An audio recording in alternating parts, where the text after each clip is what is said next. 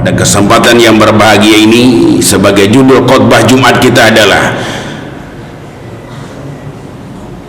penyebab doa ditolak oleh Allah. Bapak dan saudara hadirin sekalian, kita manusia ini orang yang beriman, insya Allah beriman kata kita, dan di hadapan Allah juga tergolong orang yang beriman. Dihimbau oleh Allah, diingatkan oleh Allah untuk bertakwa kepada Allah. Artinya takutlah kepada Allah, cintalah kepada Allah, dan penuh berharap hanya kepada Allah Subhanahu wa ta'ala. Dan kita berharap insya Allah kita dimatikan oleh Allah dalam keadaan Islam, Muslim, berserah diri kepada Allah Subhanahu wa ta'ala. Wa ala rabbihim yatawakkalun. Sebagai seorang mukmin, sebagai seorang Islam, sebagai seorang yang beriman, kita perlu menyadari, nah ini yang sekarang kurang disadari oleh banyak orang. Ada 5 penyebab doa ditolak. Bapak dan saudara, apakah yang 5 itu? Yang pertama adalah orang yang melalaikan hak-haknya Allah Subhanahu wa ta'ala. Nah, kalau kita lihat sekarang ini, kita pilih secara acak orang 10 orang, kemudian dijamu di dalam lapangan terbuka. Artinya tidak terikat pada satu rumah. Jam 11.30 kemudian azan berkumandang. Kira-kira yang tergerak hatinya secara cepat dan spontan berapa orang? Nah, itu kalau dengan keadaan saat ini Bapak dan saudara, itu sekitar 30%. 3 orang dari 10 yang bergegas menuju masjid dikala azan dikumandangkan. Dia merasa seorang mukmin dan merasa berkewajiban sholat berjamaah dan dilakukan di masjid.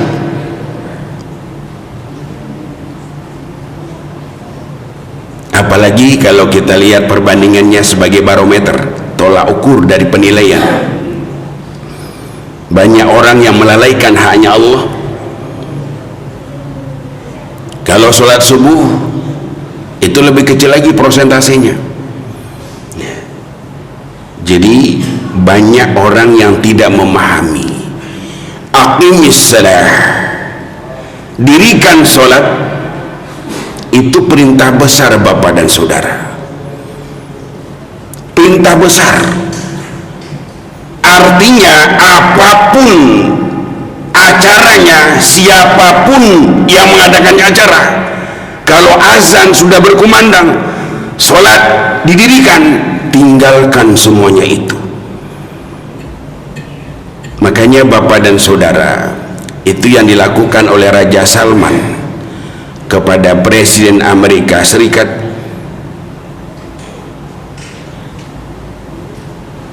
Azan berkumandang, dia bertamu ke Saudi Arabia, ke istana Raja Salman. Barack Hussein Obama dengan istrinya.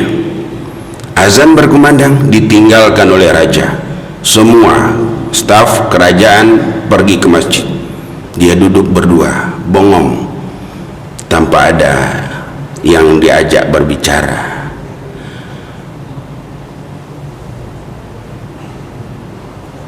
Karena apa? Kita sadar kalau kita merasa tidak bersalah, meninggalkan, melalaikan haknya Allah, nah itulah poin pertama, doa ditolak oleh Allah Subhanahu wa ta'ala. Jadi Bapak dan saudara, ingat, awalul hisab as-sholah, sholat perintah besar. Meninggalkan sholat dosanya lebih besar. daripada berzina, daripada mabuk, daripada apa lagi lebih besar. Dan bahkan saya sudah pernah juga sebutkan, para ulama sepakat meninggalkan solat subuh satu kali saja dengan sengaja dosanya sama dengan berzina dengan ibu kandung. Kalau kita bapak-bapak, kalau ibu-ibu berzina dengan bapak kandung, mau bagaimana? Mau nikah dengan bapak kandung? Nggak boleh. Mau nikah dengan ibu kandung? Nggak boleh. Jadi dosanya sangat besar. Makanya orang yang melalaikan sholat itu adalah masuk ke dalam kategori fawailul lil musallin, neraka wail bagi orang yang sholat. Siapa mereka? Yang lalai akan sholatnya. Karena yang lalai itu menunda-nunda waktu sholat, sesolat-solatnya. Nah, itu dikategorikan melalaikan. Nah, itu yang pertama. Yang kedua adalah masih membiasakan diri. Sudah begini dakwah di mana-mana, melalui channel YouTube, radio, televisi, masjid-masjid mengadakan taklim, tapi orang masih tetap saja terbiasa dengan memakan makanan dan meminum minuman yang haram. Bapak dan saudara, baik itu haram zatnya maupun haram kepemilikannya.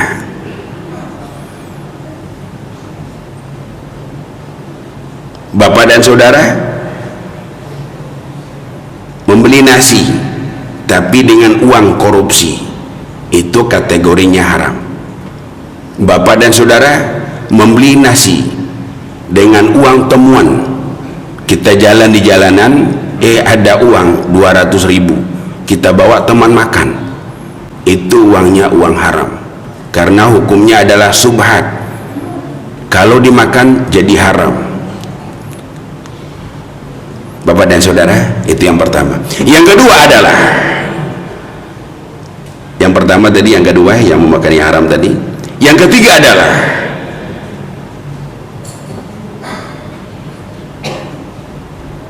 berdoa tidak sungguh-sungguh.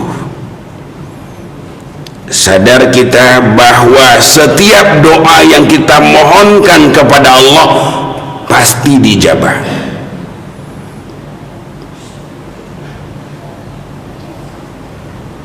Jadi jangan ada rasa ragu-ragu.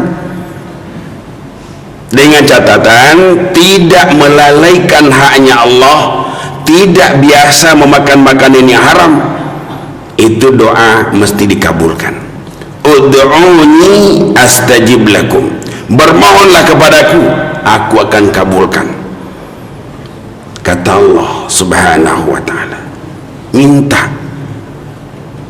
Bahkan dikategorikan orang yang malas meminta, doanya itu-itu saja dan singkat, itu dikategorikan orang yang bagaimana ya,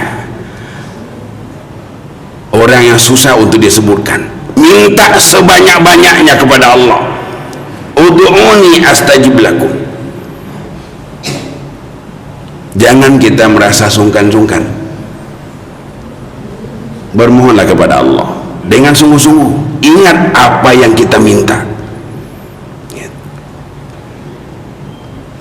Nah, kebanyakan orang dia tidak ingat, Pak. Jadi asal sebut saja, asal minta saja. Apalagi disertai dengan dikabulkan syukur, tidak dikabulkan tidak apa-apa. Masya Allah, na'udzubillah. Nah, poin itu dikabulkan syukur, tidak dikabulkan tidak apa-apa, itu ada pada posisi orang pintar dan orang kaya. Orang kalau kaya doanya begitu, Pak, sebagian besar begitu. Dikabulkan syukur, enggak apa-apa, gue juga punya duit ini. Orang pintar begitu juga, dikabulkan syukur, enggak juga enggak apa-apa, gue pintar ini. Nah, ini awas. Inilah penyebab penghalangnya doa tidak dijabah oleh Allah. karena kita berdoa tidak sungguh-sungguh gitu. Nah yang keempat, tidak ada perhatiannya kepada hal yang amar ma'ruf nahi mungkar. Kemungkaran terjadi di mana-mana, bahkan di depan orang yang bersangkutan, tapi dia cuek saja. Nah, kalau ada seorang muslim yang begitu,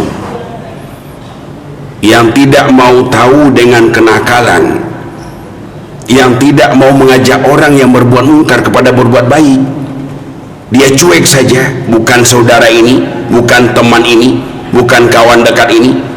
Nah, itu sama. Poin keempat, penyebab doanya tidak dikabulkan.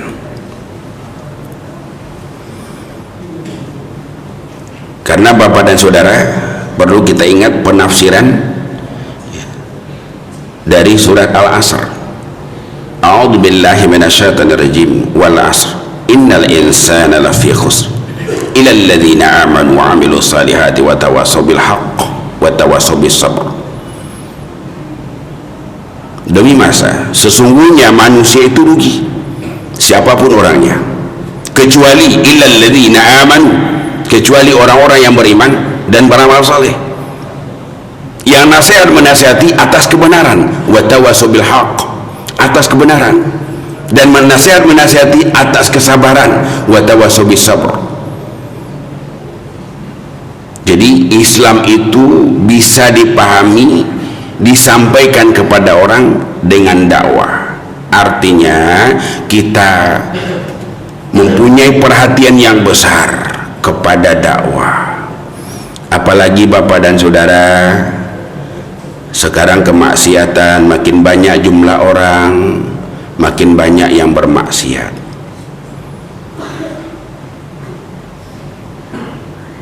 Jadi mari kita sama-sama mengingatkan mereka. Nah, itu yang keempat. Yang kelima, yang terakhir, berdoa melampaui batas.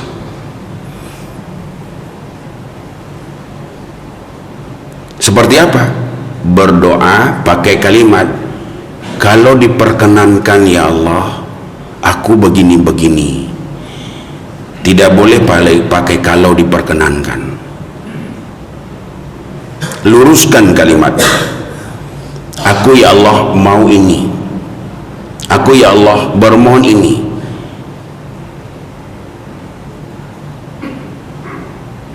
Karena kalau pakai diperkenankan, itu kita masih ada ragu-ragu. Padahal kata Allah, jadi dia langsung menabrak ayat Allah, ud'uni astajib lakum, bermohonlah kepadaku, aku akan kabulkan. Jadi kok pakai kalau diperkenankan? Nah, ini doa melampaui batas dan berdoa keras-keras. Maka dikatakan berdoalah kepada Allah dengan lemah lembut. Surat Al-A'raf ayat 55. Dengan lemah lembut kalimatnya, tidak membentak. Jadi kadang-kadang kita menyusun kalimat, memang tidak membentak dengan suara yang keras, tapi membentak dengan suara yang tidak keras. Nah, Bapak dan Saudara, ini namanya berdoa melampaui batas. Insya Allah ini semuanya dapat kita pahami, dapat kita hayati, dan dapat kita aplikasikan di tengah kehidupan. Dan sehingganya kita tidak tergolong orang yang doanya ditolak oleh Allah Subhanahu wa Ta'ala. Demikian khutbah kita ini, insyaallah bermanfaat. Barakallahu li wa lakum fil Qur'anil azim wa nafa'na wa iyyakum bil hayati wal zikril hakim wa taqabbal minna wa minkum tilawatahu innahu wasamil alim wa qul rabbi irhamhum wa anta khairur rahim.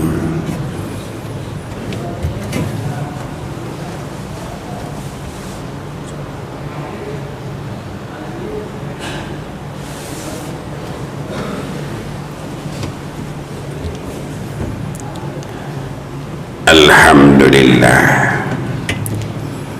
alhamdulillahi rabbil alamin, wal aqibatu lil muttaqin. Asyhadu an la ilaha illallah wahdahu la syarikalah wa asyhadu anna Muhammadan abduhu wa rasuluh la nabiyya ba'd. Allahumma fasalli wa sallim ala alihi wa sahbihi ajma'in, amma ba'd. Fa ya ibadallah, usikum wa iyaya bitaqwallah wa qad fazal muttaqun. Qala Allah ta'ala fil Qur'anil Karim, a'udzu billahi minasyaitonir rajim, bismillahirrahmanirrahim. Qul huwallahu ahad, Allahus samad, lam yalid wa lam yulad wa lam yakul lahu kufuwan ahad. Bapak-bapak dan saudara-saudara, pada khotbah yang pertama tadi saya telah menyampaikan kepada kita semua, termasuk diri saya, tentang 5 penyebab doa ditolak oleh Allah. 1, melalaikan haknya Allah. Yang kedua, biasa memakan makanan dan minuman yang haram. Yang ketiga, tidak bersungguh-sungguh dalam berdoa. Yang keempat, berlaku acuh cuek, tak mau tahu dengan amar ma'ruf nahi mungkar. Yang kelima, berdoa melampaui batas. Insya Allah dapat kita pahami dan insya Allah dapat kita ingat. Demikian khotbah kita ini yang benar, semuanya datang dari Allah Subhanahu wa ta'ala dan Rasulnya.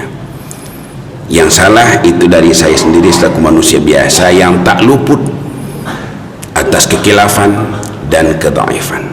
Innallaha wa malaikatahu yusalluna 'alan nabi ya ayyuhalladzina amanu sallu 'alaihi wa sallimu taslima.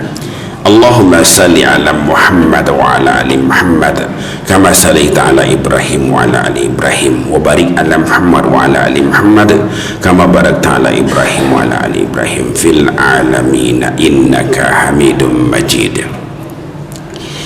Allahumma ighfir lil mu'minin wal mu'minat wal muslimin wal muslimat al ahya'i wal amwat.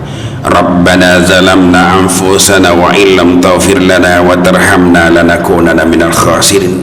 Rabbana wa la tuhammilna ma la taqata lana bih wa'fu anna waghfir lana warhamna anta maulana fansurna 'alal qaumil kafirin.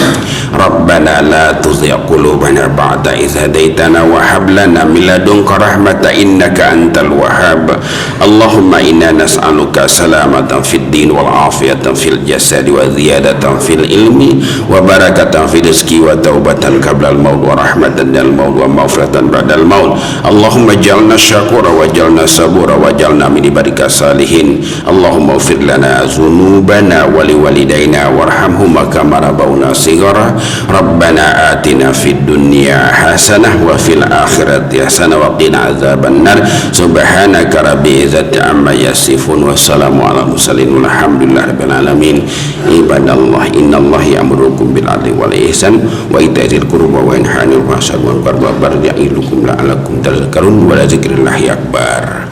Aqimis salah.